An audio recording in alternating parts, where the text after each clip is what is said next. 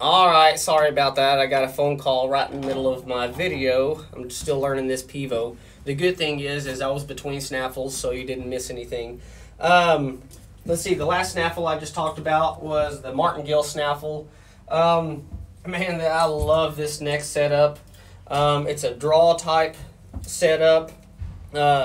This snap right here goes up underneath your horse's front two legs connected to your cinch. And it's got the rope and reins connected, and they run through this pulley type system right here. And I love this setup. You want to talk about get a horse right here in your hands.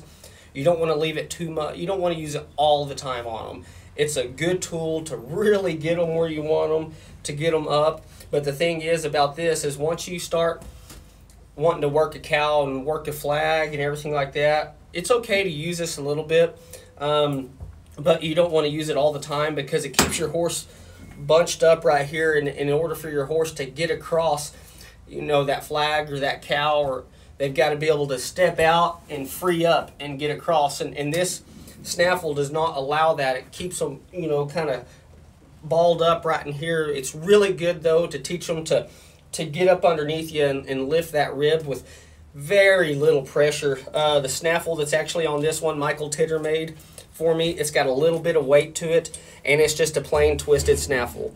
One of my all-time favorite snaffles I've ever had, and it's a good one. Let's see. All right, yeah, there we go. This snaffle here, I don't use a ton, but when I do use it, it is handy. And Harold Meeks made this, and it's called a sticker snaffle. It's for those horses you're wanting to keep soft, and they might be having a hard time getting to the left or to the right, and you really don't want to wrench on their mouth. You want to keep their mouth soft. A lot of people may not like this, but this is horse training, and you got to do what you got to do to get what you need done. Sometimes you got to speed up the process, and sometimes you got to show a horse what you want. That's what it is. It's called the sticker snaffle. It's right there. So it's got these big sides on it. It's just a straight snaffle to it, and it's got these stickers on it right here. Okay, those stickers sit right here, so I don't have to wrench on my horse's mouth and just make him dull whenever I pull. And these aren't sharp; they're dull. Whenever I pull, it just pulls against the side of the mouth right there, and it puts pressure right here and right here.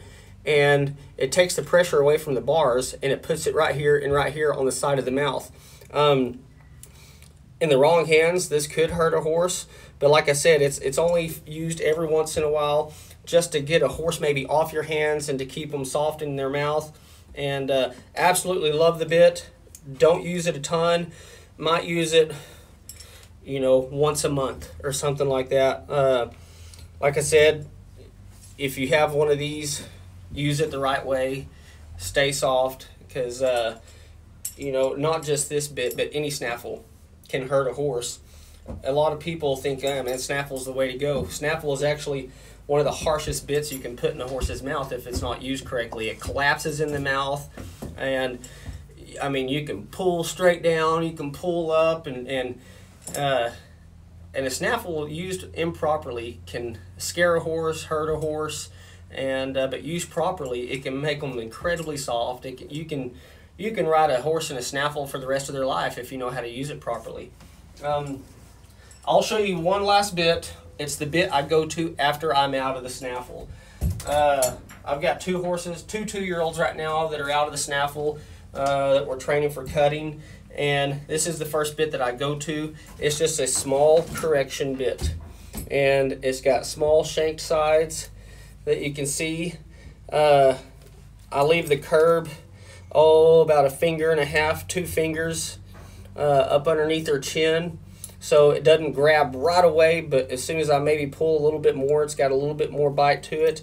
One of my all-time favorite bits is a correction. I've always said if I could only have 2 bits in my barn, it'd be a snaffle and a correction.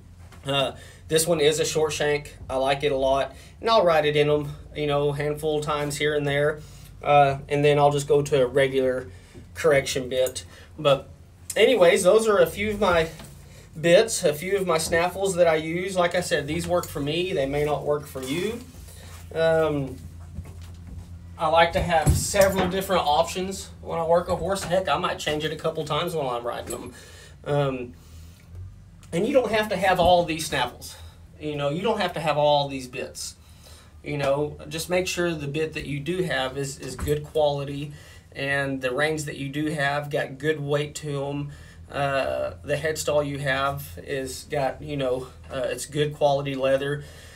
I'm not going to practice what I preach here because a lot of my snaffles are just single ears because I like to come and go real fast. But on all of my first ride type headstalls and snaffles, they've got the brow band and the throat latch. I'm a big firm believer in that. And then once them horses start getting pretty broke, some of my snaffles just have a split ear. And I have a split ear with a throat latch too. But I hope that helps some of you guys. If you have any questions, feel free to ask. I may not have the right answer, but I'm pretty sure I can find somebody that would have the right answer. Other than that, I hope y'all have an awesome day, and hopefully we'll come back to you next week with some more information, some more tips on some riding. Like I said, we had a lot of messages, people asking about doing specific things, and we'll start answering those in our weekly video. So other than that, enjoy your horse, enjoy your time, and stay positive. Thank you.